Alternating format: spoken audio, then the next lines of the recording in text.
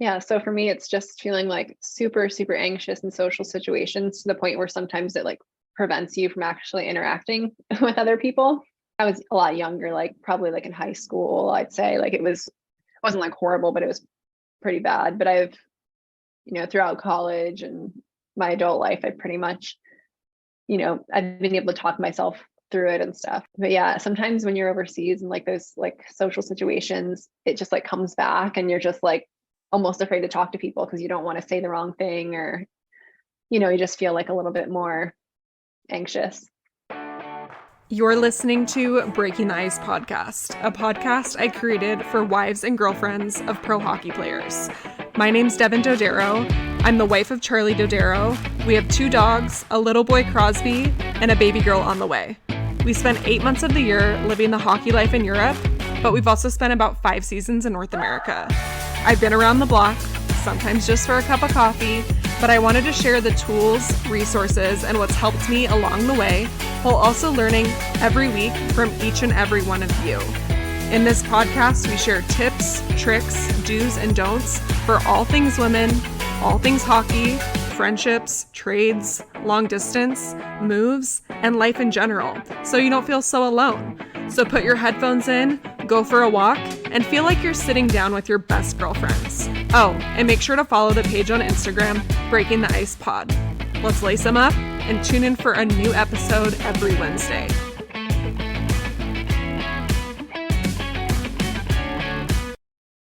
Hello friends, welcome back to Breaking the Ice. I am so happy you're here. There was no episode last week. I was trying to listen to my body and slow down a little bit.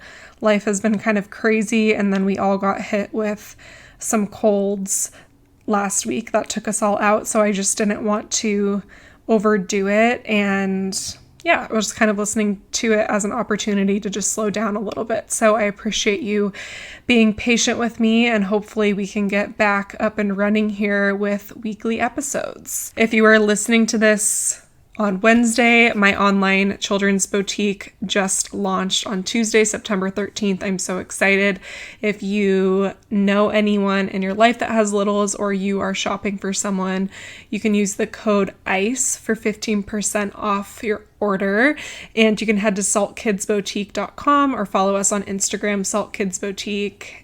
I am doing this with one of my best friends. We literally started this entire thing from the ground up, having no clue what we're doing, but we learned along the way. We wanted to do something because we're passionate about our kids and we have so much fun styling them that we wanted to create something of our own. So we did just that and kind of dove in head first. So any support is amazing. I would love it if you would just give us a follow, or if you have any friends that are looking to shop for their littles, just telling them about our shop. It just makes such a huge difference.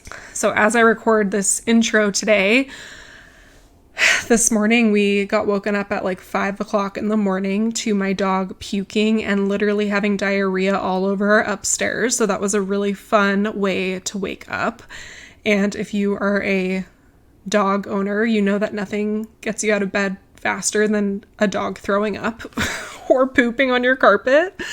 So yeah, what's one more thing to just throw in the mix? That's literally disgusting, and I am kind of a lost cause with helping with that right now because this pregnancy has been absolutely the most nauseating thing of my life, so I absolutely cannot clean that up, and that's not an excuse. So my husband had to like scrub the floors and get all of it out at like 5 in the morning.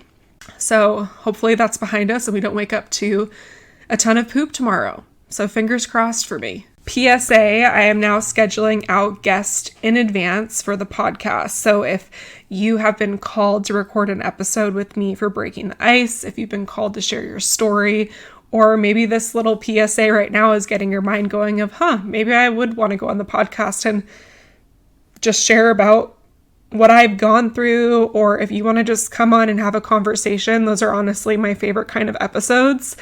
I would love to chat with you. So you can fill out the little survey on my website. If you go to my website and click on Be a Guest, there's just a little submission form that you can fill out. And I am excited to connect with a bunch of new women this year. And I'm also trying to stay really organized with my recordings, just giving birth in the middle of a hockey season. I'm definitely going to be doing a lot of batch recording in advance so that I don't have to take a large break from putting out episodes, and I'll just kind of have them pre-scheduled. So again, if you're interested in being on the podcast, please fill out the guest submission on my website. I have chatted with people in the past over Instagram about doing this, but that definitely gets lost in my messages sometimes and I forget to write it down. So this is just the best way to keep me accountable and, for me to be organized and keep track of potential guests. Today on the podcast, I had Annessa Smith join me, and Annessa and I have chatted for a couple of years over Instagram.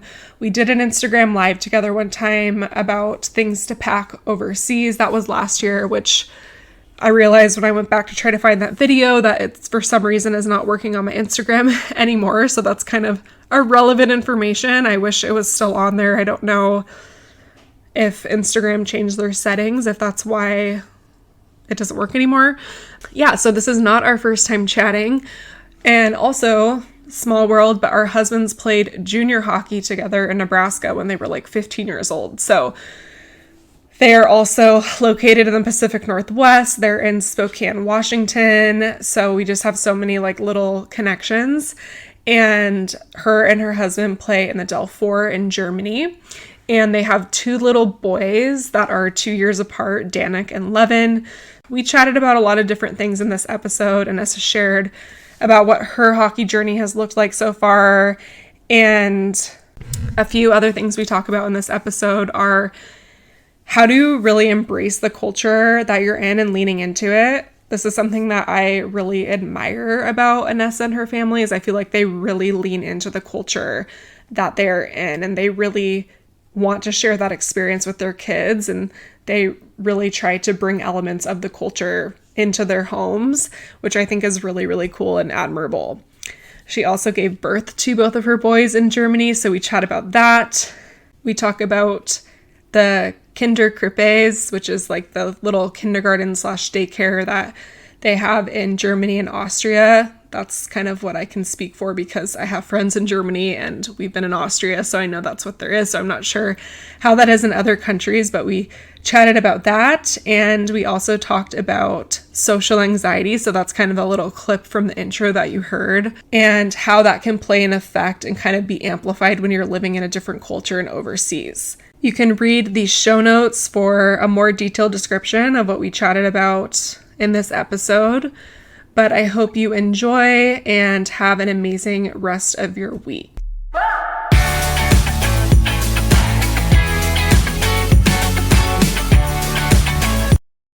So perfect. Super small world though. So my neighbor across the street, I don't know if she follows you on Instagram or she knows someone who you're friends with, because she's from Washington. So it's like one of her friends from Spokane or something, but we've gotten kind of close. And she was like, yeah, like I actually know someone last summer when we first went on like our first walk together. She's like, I actually know, well, kind of, she's like, I know like of a hockey wife on Instagram. She's like, I gotta look at her name, but my friend knows her and she follows her. I think she was saying that you like share good like fashion finds and stuff like that. And I'm like, I bet I know who it is because Meanwhile, I don't do much of that anymore. You know what?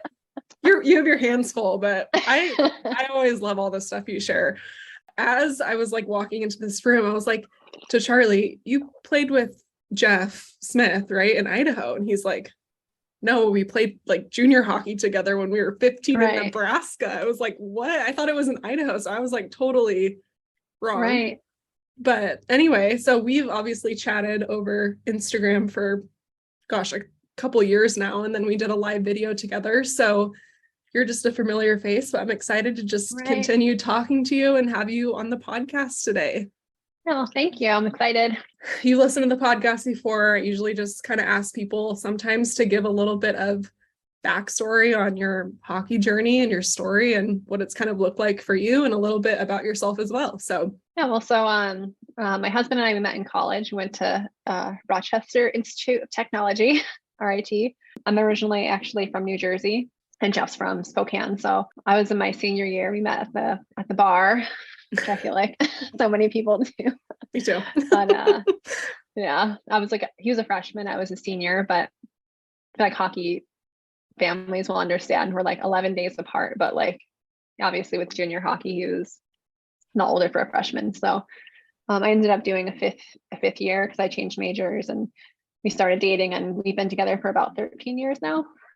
So oh my 13 years goodness, next month, I think. Yeah, that's a long time. And yeah. I didn't know you were from New Jersey. You don't have a New Jersey accent. Yeah, I'm from southern New Jersey, so like not too far from Philadelphia. Okay. But I actually went to boarding school for high school, and so did Jeff, just different places. Haven't lived in New Jersey for a while. Yeah. Okay. So you guys met in college. Yeah. And then tell everyone like a little bit about where hockey has taken you guys like around the world from college and to where you're at now. So let's see, Jeff's senior year, I was working like a regular job, and he told me like it's always been his dream to play in Europe, which I knew, but I guess I wasn't like expecting that still. So after his senior year, he was like, I signed in Denmark and kind of asked if I wanted to come, and I like hard no right away. And why were you like, absolutely not, I'm not packing my life up and moving to Europe? Right. Or what was your well, at that point I had never been to Europe before, and like I had a pretty good job, and I don't know, it didn't seem like the best idea at the time, but I started warming up to it. Like he would play YouTube videos like of Denmark, really trying to sell it, really trying to win you over. Yeah, so obviously eventually I called my parents and kind of like talked to them about it, and my mom was really supportive and was like, you should go for sure, travel the world while you can. And so yeah, we started off in Denmark outside of Copenhagen. The next year, my mom actually had cancer and passed away after that year. So I didn't go with Jeff the next year in Sweden, and then we've been in Germany ever since that. So I think this will be our 8th year in Germany. I'm sorry about your mom. I know I've seen your post about her, and I literally can't even imagine like having to go through that during hockey too. And side note, off the record, I know a lot of people have lost family members while they're playing hockey. So if that's something you are open to talking about, let me know, and we can totally talk about it. Yeah, I'm definitely open to talking about it. It's been a while. So when you were in Denmark, did you already know that your mom had cancer when that happened, or did you find that out while you were overseas? And like, how did that kind of change, I guess, your situation of like continuing to go with him during that time? Yeah. So my mom was diagnosed before we went to Denmark. So I think that's why she really wanted me to go. So she's Korean. She was Korean.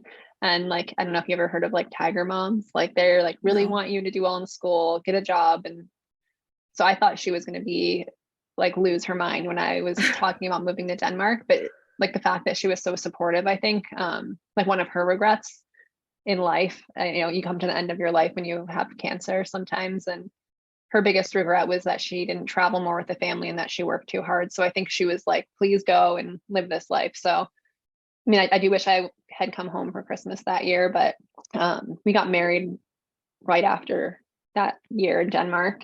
So she got to come to my wedding. She saw my sister graduate from college, and then she passed away in September. So we actually moved back to my parents' house at the end of August. So we got to spend that time with her, which was nice. Oh, good. I'm glad. Yeah. You said you spent a season back home after Denmark while she was going through like cancer treatments and stuff like that. So we stayed. Yeah, Jeff was with me. He didn't sign until later that year. So I was in New Jersey until November. Then we moved to Spokane. And so we were just getting settled into Spokane, living with Jeff's parents. And that's when he left. So I was like, it's just too much for me to like, there's a lot that's happened. And so I decided to stay back that year. And it was a small village. I knew I would not have done well there. No. That would be really hard to be like far away and feeling like maybe you can't come home, or it's it's hard to just like pack up and fly home, like just for a quick weekend or something. But did you feel like that, like finding that information out, did you ever feel like you were kind of torn on whether you should go to be with your husband or to stay home? Or were you like this is like what I need to do right now? Like, did you feel really confident in that decision? Yeah, I talked to my mom, I would say like every day that summer leading up to it. And she was just like so positive about it. So for that, it made it like really easy for me. She was kind of like, if you're here, like, like, I wouldn't be living in New Jersey. I'd probably be in Rochester working. So it's not like I would have been there either, but. Do you have any advice for someone might have someone going through something like that or similar? I guess my only advice is like, enjoy the time you have and try and make the most of it. Take a lot of videos while you can, while a person's healthy. I mean, that's anybody, right? If your parent's sick or not, and try not to be sad until they're not with you anymore, because wasting that time being sad is kind of just wasting precious time you have, right? I love that. Well, thank you for sharing that. Okay, I feel like we have so much to cover because you guys have been in the hockey life for so long. And now you guys have 2 kids, you guys are living in Germany, and something that I've said this to you already, but something I admire about you is I feel like you are really good at embracing the culture that you're in and really like leaning into that experience for your kids. So I'd love for you to just kind of elaborate on kind of how you started doing that, because I don't know if that came like naturally to you to do that, or you kind of started researching. Or Jeff and I both are very like curious people, and we've always been that way since we've been over here. We always try and research things to do in the area. Sorry, and I just put an ice cube in my mouth. I'm like, that was the stupidest idea. I'm just gonna be like chomping on an ice cube. Okay, sorry, go on.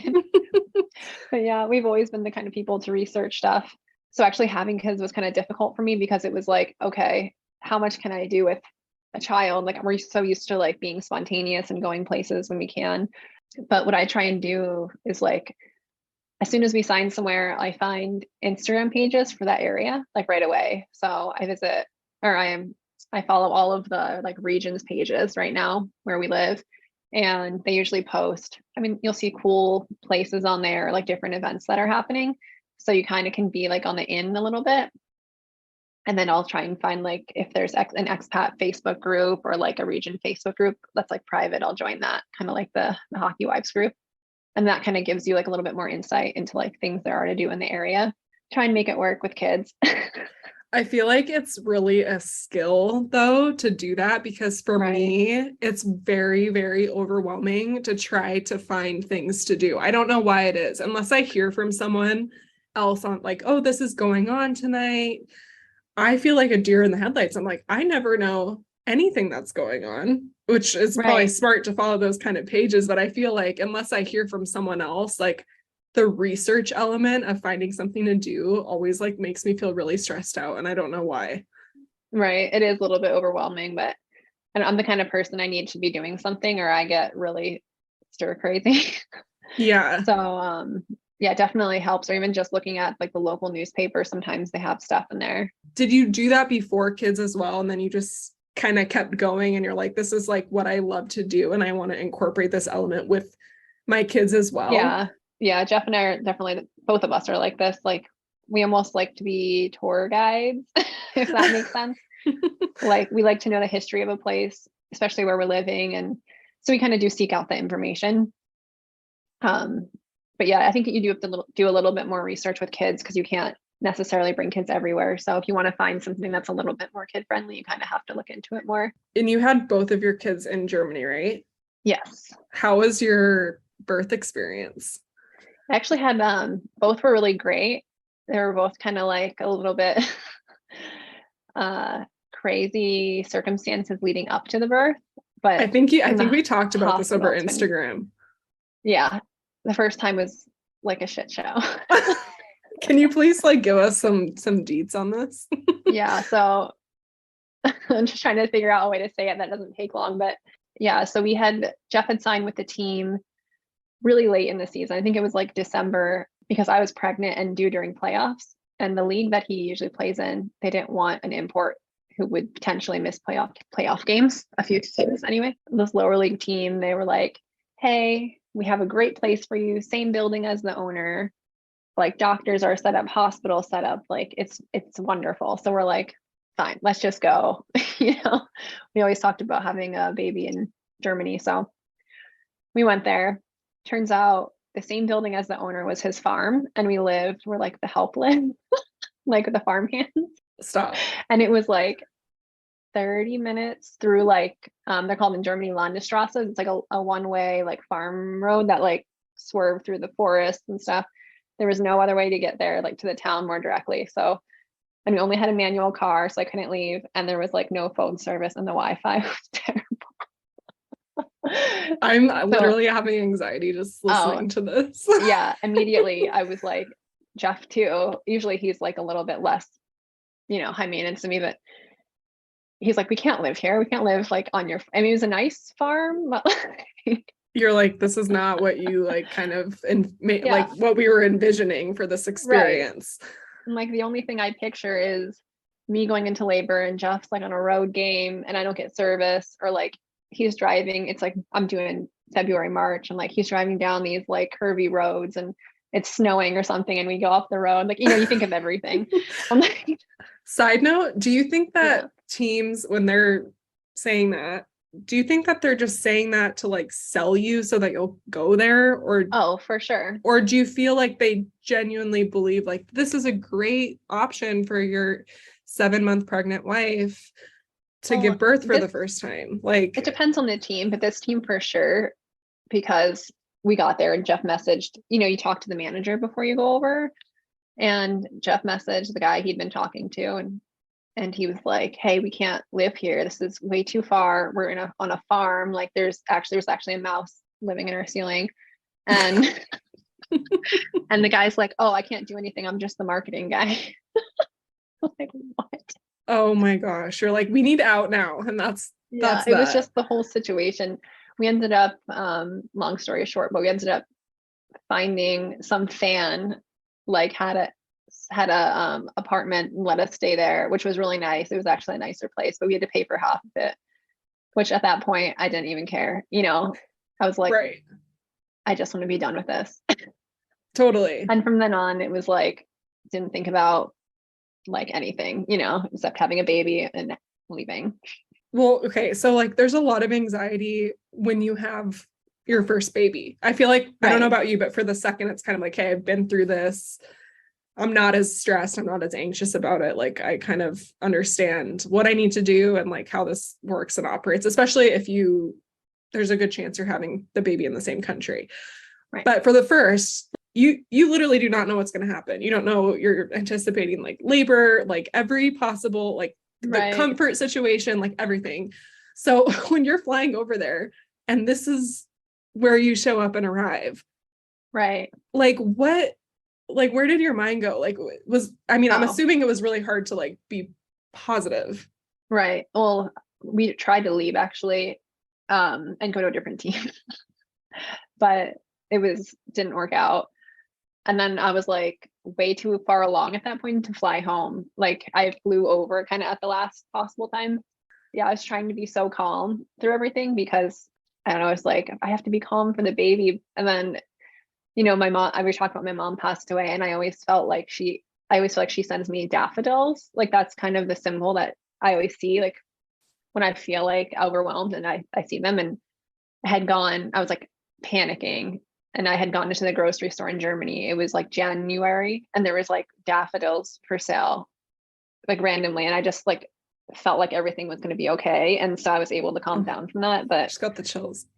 Yeah, it was wild. I was like, it was just like, it was an interesting experience. But after that, after we moved into the new place, like it was like, it's fine.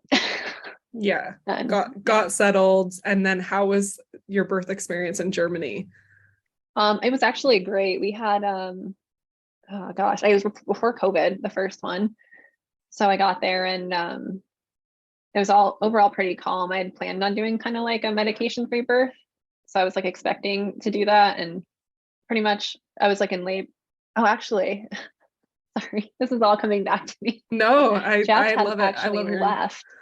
Yeah, Jeff left for an away game, and I'd kind of been in, I had Braxton Hicks leading up to it for days, and he left, and I was kind of texting him like, hey, they're kind of getting stronger, but I think you're good. I think it's fine. Because, you don't want to be that person who's like trying to get your husband to come home for no reason. And it was playoffs. And then he got to the rink, just like 3 hours away. And I was like, hey, I think you need to come home. And the team was supposed to actually have a car drive him home, like an emergency person who would drive there every game. But obviously they didn't, just like keeping up with the theme of the season. So one of the players' dads had gone to the game and just let Jeff borrow his car to drive home. So he got home and we went right to the hospital. And I think I was like 3 centimeters dilated then. And then I had him the next morning. But so were you in pain? And that's kind of how it was starting to get like pretty intense. Yeah, it was like, they always say, like if you can't talk through your contractions, you should go to the hospital. Mm-hmm. So the whole time I was just talking to my dog. Yeah. Seeing if I could talk to her. But yeah. It's interesting because like, I mean, for anyone that's a mom listening, like Braxton Hicks, I guess it's funny because after you've kind of gone through it, like there's obviously a huge difference between Braxton Hicks and contractions. Right. And I didn't have an epidural either. So like not having one, I know the difference between the two. But like, right. I feel like if you didn't know the difference for like the first one, you could totally think those are contractions. Cause I mean, I had them my entire pregnancy and this one too. But like towards the end, they got so intense where like it kind of like took my breath away almost. Right. A couple days leading up, like it was kind of almost a sign like I was gonna go into labor soon, like my body started slowing down. But going back to what you said about the team car, I feel like that should be like a non-negotiable, honestly, because with a lot of these teams in Europe, like they're busing anywhere from 2 to 8 hours, like by bus. So it's slower. And like, especially if you're having a baby in like the winter to like spring, where it's kind of still snowy and like rainy, slushy, like the bus is going slower. So it's like, you have to have like some sort of transportation for like emergencies and stuff like that. Were you early or on time or late? He was born 1 day early. Okay. So you're down to the wire. So you knew he was coming soon. Right. If it's like you still don't know, right? Yeah. Some kids are like a week late or I know. I actually am wondering do you know if in Europe you can ask to be induced? I think so, but I'm not sure I think you have to have like a reason for it, if that makes sense. But I'm not sure. You'd have to ask. I kind of want to be induced just because I was induced last time because my water was leaking, but like all of the stress of like, could he be on the road? Could he be in the middle? I'm like, I don't want to deal with that. I just want to know, like, I'm going in, I'm getting induced, and great. And then you have another child too. So it's like someone has to watch your child. Exactly. Yeah. So like, okay, so you have 2 kids. So what the heck did you guys do? Did you guys have family out there? Because that's already on my mind. I'm like, what if this happens in the middle of the night and I don't have anyone to watch my son? Right. Well, our plan was not really a solid plan, but it was like peak COVID times. And we kind of had thought about my mother-in-law flying out, but you just don't know when the baby's going to be born. And she could have flown out with like an exception with the birth, I guess. But we ended up, our plan was one of Jeff's teammates was going to watch Danik when he went to the hospital. But if there was a game, then I guess I would just wait. We have friends who are an hour away in Regensburg. They were going to come and watch Danik. But when you second baby, you don't know how fast the baby is coming or slow. So that was our plan. And I was like, if it's an emergency and Jeff's not here, like I guess I just bring Danik to the hospital and be like, can you put him with the other kids? Like, I don't know. Oh my gosh. Yeah. It was very like, wow, hopefully this works out and that type of thing, like so much in our lifestyle. And you kind of had because I remember we were talking about this, but you kind of had a crazy experience with your second too, just like the circumstances, right? That wasn't too bad, actually. Okay. Maybe I'm getting them confused because with COVID, I thought there was something with COVID that it was like, or like you moved teams or something right before? Oh yeah, we did. We were Okay. in a different team and we moved again, like in my third trimester. And so had to kind of figure all that stuff out. But thankfully that wasn't too bad. Yeah. But, How was the adjustment from 1 to 2 for you? at first I'd say it wasn't that bad because your life's already like changed so much. So you're kind of used to that. Like the adjustment from 0 to 1 for me was so hard because, especially I think it's hard for everybody, but when you're traveling so much and don't really have a support system when you're overseas, it's a little bit more challenging. But yeah, 0 to 2 wasn't too bad. Not until they both start 0 like to 2. 1 to 2, you mean? yeah, 1 to 2. Sorry. Oh, No.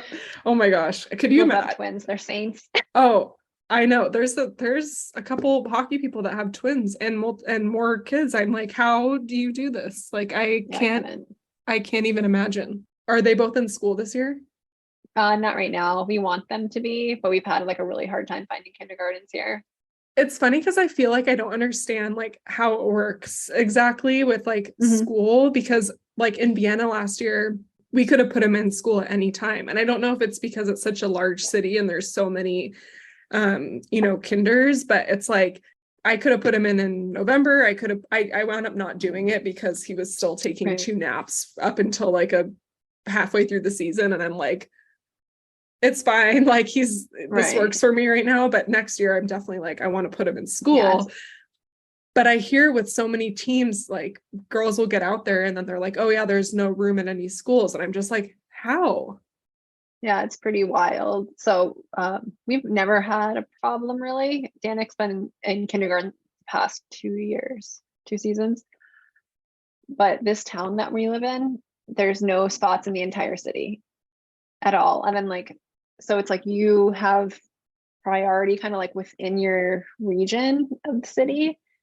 So like I can apply to somewhere across town if they have a space. They can't give it to me because they need it for their people, but there's just like nothing. So we're looking at maybe going to a different city that's close by, but we have to be approved for that first. So it's like, is that something that you get in your contract school, or is that something that you usually are like, I'm going to figure this out when I get there? Usually we talk to the teams. Like we've never had it in a contract, but we'll talk to them beforehand. And I think something communication wise didn't line up this year. We thought it was figured out, but it wasn't. So now we're just kind of waiting to hear, but it's all right so far. It's nice out, so I don't mind taking the kids do stuff. Are you surviving? Yeah, it's been okay, thankfully. So far. You're like, we'll see. For now. Ask me in a month and I'll let you know again. Exactly. When the weather starts getting a little worse, then there's not as much to do. It gets more challenging. You guys obviously have a house in Spokane that you spend the off seasons in. Right. Do you find that that's difficult to leave like the comfort of your home to go to these new cities every year? Because I feel like on the outside looking in, like you always just look like such a champ, like such a trooper, like going with the flow. But like, is that something that you have to kind of talk yourself up to do? Because I know it's a lot, when you have children, to add on to that as well. Right. Yeah, it's definitely gotten harder as my kids have gotten older. Like Danik especially is 3.5 now. So for me personally, it's not that difficult, but it's hard like seeing like your kids missing some things and trying to find their people here, especially if they're not in school or something. That's definitely hard. At least I try and like find activities that he's excited about that kind of makes him excited to be here. How do you find things like that for him to do? Well, he's a big playground guy, so we just kind of look for that and just that sort of thing. Like he's been really excited about all the little festivals that we have in the area, just anything where he can interact with other kids, really. Yeah. Like the third day, he started making up an imaginary friend, and I was like, all right, we need to get this kid out of the house. We need to meet some people. Yeah, exactly. Do you guys have like a system when you're moving over to Europe, or is it just kind of like chaos? Because like for us, it's always chaotic. I feel like I was just telling Charlie, because we're gonna sign somewhere later, we still don't know where we're going, but it's like, let's start chipping away at things we can like, put away now or finish now, so that when you do go and we do have like a week to get over there, we're not doing like, senseless things that we could have done a month ago because we're just procrastinating. And I try and do that every year. And I feel like I do a lot leading up to it, but then it's just chaos. And like, I feel like the last 4 days. And then Jeff, he works hockey camps in the summer. So he's gone. It's always like he's gone the week before we leave, and then he's home for like 3 days. So that just makes it harder because then I have the kids and I'm trying to do this. But I mean, we make it work, obviously, but it's a little bit of a challenge. Yeah. But I'm curious for myself because it's like, I don't live near any family. And I'm like, I'm going to like, it's just like, sometimes that's hard, like coordinating the schedules. Like, I know like Charlie's super busy too. And it's like, okay, but then he's here and has to do a lot of the heavy lifting or packing or this or that. So then it's like, I feel like right now that makes it a lot harder too. Yeah. But yeah, I do find that trying to be organized in advance helps. And I think the first time we actually did that was this past season in Vienna. Like we really like for a couple weeks before like started chipping away at stuff we knew we had to do. And even though it was still so stressful, like that few days before, like just like, running around like with a chicken with your head cut off, it felt less stressful because we had gotten a lot of the stuff done that we normally. Exactly. One thing we have been doing that's helpful, I mean, it's still chaos, but the day before we leave, we stay somewhere else. So our house is cleaned up and packed up. And like the travel day, you just put it in the car and go, That's really smart. Otherwise, you're just running around that last day and it's awful. No, that's really smart. We've done that a couple times, like in Europe, where we would stay like right next to the hotel overnight so that like, especially if you have like a super early flight, which I feel like a lot of them going back to the US, I don't know if you find that, but they're like early. They're like 10 o'clock in the morning. And when you're flying international, you have to get there at like 7:30. So you're up at like 5:30 in the morning and like just having to do those like last minute little. Oh, it's awful. Yeah. There is nothing worse. So I feel like just like knowing that it's all ready to go and you can just like jump in a cab or just whatever, it makes life so much easier. One of the golden questions everybody always asks is how many bags are people bringing with them? Like how many? So I'm going to ask you that. Poll on this. I think I have, but like, no, everyone's like, I want to know what other people like know. Everyone's like, doesn't know. Like too many. I honestly, I think we had 6 this year, like obviously not including like the stroller and car seats. Not including. Okay. So you had like 8. With the stroller and the car seat. Let's see. I think we had the 6 bags, 2 car seats, 2 strollers because I packed both. So that's what we're at 10. And then Jeff had his hockey sticks. So do you guys have help at the airport? Like how the hell are you? Because I'm a lost cause. I'm like, I can't carry anything. So we found out you can reserve someone to help, but it was like 150 euro. So we just kind of all piled it on and like made the most of it. Oh my gosh. It was kind of a shit show, but we did it. And your youngest son is 11, right? Yes. Okay, so when was he born? He was born in March. Okay. So the boys are like almost exactly 2 years apart. Okay, so you had like a fresh newborn flying home with a toddler with like 8 to 10 bags. Yes. So did you like have help or was it just the 2 of you? Like, how did you do this? It was just the 2 of us. I think I can't even remember it, to be honest. I think my mind just like forgets these things. You just black them out.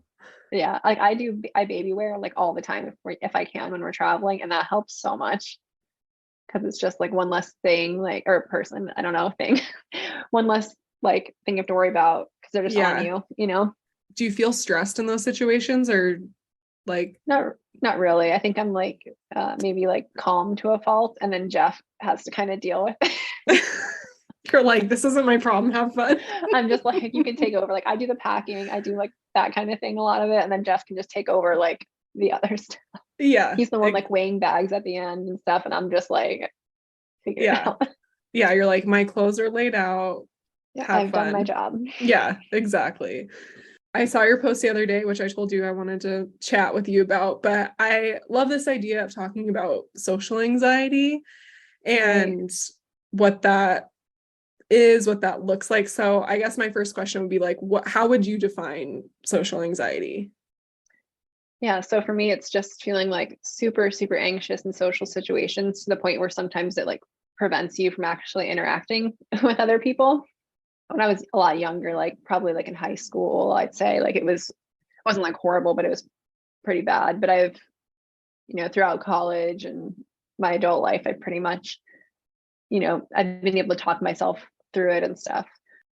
But yeah, sometimes when you're overseas and like those like social situations, it just like comes back and you're just like almost afraid to talk to people because you don't want to say the wrong thing, or you just feel like a little bit more anxious. Do you remember like where that specifically started for you? Was there like an incident that happened, or like, it's always interesting to kind of like go back and think about like, why do I feel this way in like certain situations? Because I think I have like some of that as well, which might surprise some people, but I think there are elements of our lifestyle where you are having to constantly meet new people, and it can feel like overwhelming if you are a little bit like introverted and like aren't totally sure, I guess, like how you're being perceived, especially in different cultures. Like, I don't know if that makes sense. Yeah, no, I understand what you're saying. Yeah, it is kind of, I don't know. I'm from a small town, but I've always felt like a little bit of an outsider because my mom's Korean. I was like the only person I think in my school who was like part Asian. So I always felt like a little bit, I don't know, just out of place, I guess. And yeah, I don't know. It's kind of hard to describe, but we went to boarding school, and so then you kind of have to meet new people and new group of people. Yeah, I'm not really sure where it came from. I know like in college, I remember my freshman year specifically having like talking to myself like, all right, we're going to go out there, not going to be shy, we're going to meet people, and like having to really push myself to kind of do that. It's not always Totally. easy. Yeah. Well, because you're a little bit more like introverted, right? Too. Yeah. I'd say I'm like I'm an extroverted introvert, I think is what they say. Yeah. Right. Yeah, for sure. I mean, I feel like I'm kind of the same way. Like, I love being around people, and like that, charges my battery, but then I also like really have to be alone to like recharge my battery. Like, there has to be like a Right. balance. Like there's definitely times when I find myself in like a new situation. Like recently we just went to in like the village that we live in, there was like a little festival, and we went there, and one of the guys who was there started talking to me about, and I was just kind of like, I always have this thought of like, oh, I've been in Germany for 8 years, but my German's like, especially after COVID and not being around people, it's so bad. And I'm like embarrassed about that. So I'm like, do I try and speak to him in German? Should I just speak English? Like, I have that kind of stress always. And then it's like, part of me is kind of like, it is a thing that you don't want to be judged by these people, but at the same time, like I might never see this person again. So what does it matter? There's always that kind of pull, and just having kids, I think you're forced to be a little bit more social. Do you find that Yeah. ever is like anxiety for you, like meeting other girlfriends and wives? Because I've always thought about you, because like I am outgoing, but I also think about people that can be like really shy, that might be like really, really intimidating, when you are with someone in this kind of lifestyle, and like really you just like are forced to Right. have to put yourself out there, even though that could feel like extremely like almost debilitating or like uncomfortable. Right. That's like speed dating, I think. Like you have to just dive in, kind of get those relationships going. But yeah, it is a little bit. And sometimes it's like I just feel like I don't have the energy for it, if that makes sense. Yeah. And so since I remember when I was pregnant with Danik, I just, in that same city where like everything was going wrong, I just like didn't have energy to talk to anybody. And I don't think I talked to anybody on the team. I would find like the seat that was like near nobody. I would just sit there. That's okay. But it's kind of interesting. We've always played on teams where there's only one other import. So like you kind of get to know them and like the locals or like other players on the team. But I actually do enjoy getting to know those people because they're like usually are really interesting and have like good tips for things to do. And, we've like met a lot of good people that way. So that's been fun. Yeah, I was going to ask you like how the import situation looks over there. Is that like pretty common because you guys are in the Del 3, right? Yeah, though it's called the Overleague. We're in the 4th league, so it's only one still. So it's like, yeah, basically even when we were in Denmark, there was like only one or two other people. But yeah, we've always only had one other import, and sometimes they're not even North American. And I think that's maybe a reason why I do so much stuff, because I really like need to get out, you know. The stir crazy feeling is real. Like if you really have to like force yourself, and it's easy to get stuck in that routine. I mean, I still do it. I still do that here sometimes, like in Idaho. Like I'm just going through the motions of my day, and I'm like, I need to make an effort to make these plans, to get outside, to see new things, because I think after a while it kind of starts to eat at you. And then when you're away from your family and friends from back home, it's like so much more amplified. Yeah, exactly. But yeah, there's like an element of guilt, I feel like, with Jeff. I mean, I'm so bored sometimes, and Jeff's playing hockey. And so when he has a day off, he wants to like do Chill. nothing. Yeah. And I'm like, all right, I have a list of things to do. Which would you like to do? He's like unimpressed with me, but you kind of have to plan that stuff in advance though. Like Charlie will at like 1:00 p.m. will be like, we should go like do something. And I'm like, oh, like absolutely not. Like this needed to be planned like yesterday. And he doesn't understand like why, but I'm like, once you have kids, I'm like, this is like a lot of effort. Like, especially, I don't know if the stores are closed there on Sundays, but like the stores are closed on Austria. I'm like, I need to like have snacks. Like I need to be like prepared. Like, I don't know why. I just like my brain cannot do something last minute on a day off. Like I have to plan in advance. Yeah, exactly. Especially, with kids, you really have to, I feel like. You guys, like, when are we leaving? Are we missing nap time? When's nap time happening? Yeah, no. And then you got to coordinate, like if you're driving somewhere with the nap time so that they still get a nap time, so you guys can actually enjoy where you're going. Right. Because that's another thing. It's like, you do realize like if we leave at 9:00, by the time we get there, they're going to have to nap. And did you plan how this was going to happen? Yeah, it's challenging for sure. You guys, I feel like, also take good advantage of the breaks that you guys have in Europe. Any tips for planning those breaks and like finding things to do? Yeah, well, it's definitely changed obviously since having kids, but what I always like to do is I'll pick where we're going, and then I'll kind of like go through all the lists of things to do in the area that I find, and I'll pick a few that we definitely want to do, and we do those in the morning, and then kind of leave like the afternoons free to kind of explore. And you definitely need that freedom, I feel like, when you have kids, because they need to go do stuff too. So that's kind of how we do it. And we've discovered like a lot of cool stuff just like wandering around. And what's your favorite place that you've visited? With or without kids? Both. Anything. Yeah. I love the Alsace region of France. That's like one of my favorite places in the world. What is that? There. So it's like where Colmar is in Strasbourg. It's right on the border with Germany. Okay. And it's got these little like winemaking villages, and it looks like Beauty and the Beast, kind of, if you've seen. And then we went to Prague last year together. That was kind of cool. It's kind of hard traveling when it's winter, with children and stuff. But you know what? We are creating like the most adaptable kids, I feel like, because they have no other choice but to go with the flow and just travel and go on these long airplane rides. They don't really know what's going on. I'm sure as they get older, they probably start to like realize and anticipate, which actually just made me think of a question. But does Danik now, is he pretty easygoing with that, or is he giving you any pushback and like kind of feeling some type of way about having to leave? For the most part, like, he really enjoys it. We always try and talk about like cool things to see that we're going to see or we're going to do when we're over here. So he really enjoys that aspect of it. Probably keeps like asking you a million times. Like there's like this Nickelodeon like amusement park here, and there's a Paw Patrol thing, and we told him we would go there, and he's been asking like every day. So yeah, one of these days, like soon, we have to go there. But sorry, Jeff, on an off day. Right. So when he is in school, are there teachers there that speak English that can communicate? Because like I think something that kind of is in the back of my mind, and I don't know how your boys were like Crosby's a little bit delayed like with his speech, like he doesn't have the whatever average like words or whatever.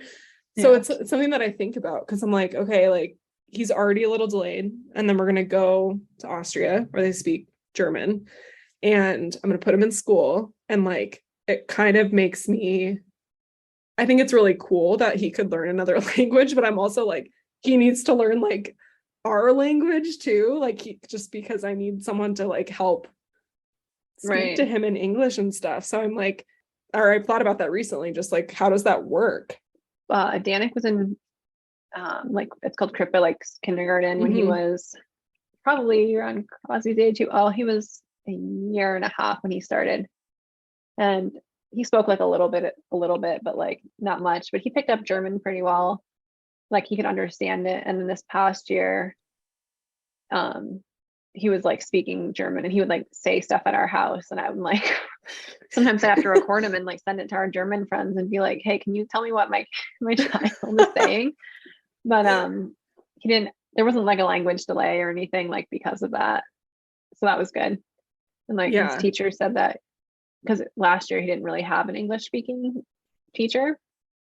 Like if they needed something, they'd have to like look it up. But they said that his best friend was like a Slovakian kid and they would just speak in their own languages and like play together.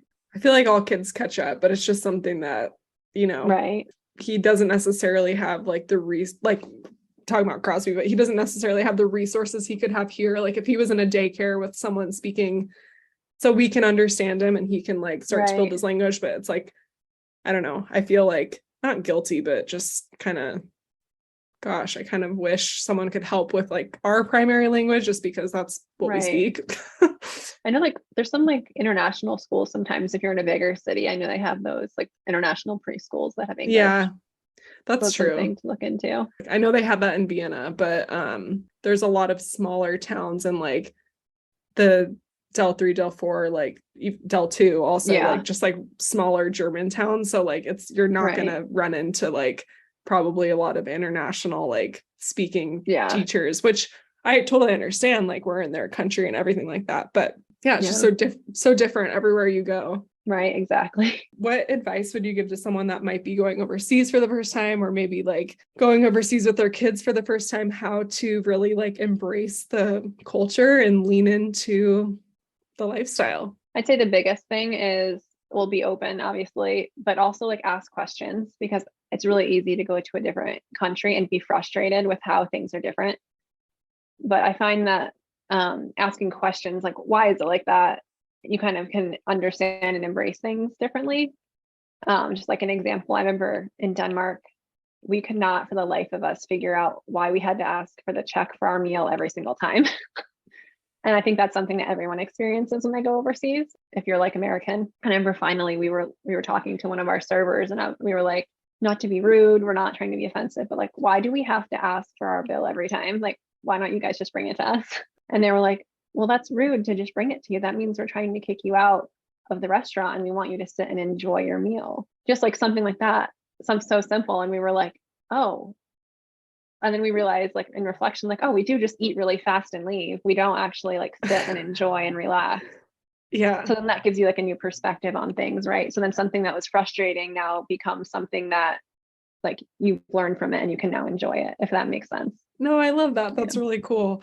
Vienna, like if you ever make a reservation, they're like, okay, like you can have this reservation from 3 to 5. I'm like, oh, we're going to be in and out within like 45 minutes. Like we have a kid with us. We got to just eat and go. But I mean, that is like a really cool thing that they do because they do really value like, sitting down and having that quality time where I feel like here it's like convenience and like getting what you want and going, unless it's like you're kind of like catching up with people. But I feel like that's a cool reminder and way, for families to sit down and embrace that, being curious and wanting to learn, because it is easy to get frustrated. And that's not to say you can't get frustrated, but just wanting to learn and understand is the first step. Right. And then I guess another thing too, it just something that I'm learning with, especially with children, is that even though we're only here for like a short period of time, you're still part of the community that you live in, right? So just like you're part of your community back home, you're still part of this community. So like try and seek out opportunities that makes it feel like you belong here, if that makes sense. Well, thank you for coming on the podcast. If someone wants to reach out to you, where can they find you? You can plug any Instagram or anything else that comes to mind. Find me. My Instagram is Annessa Smith. Perfect. That's probably the best way. Awesome. Thank you so much. Thanks, Devin.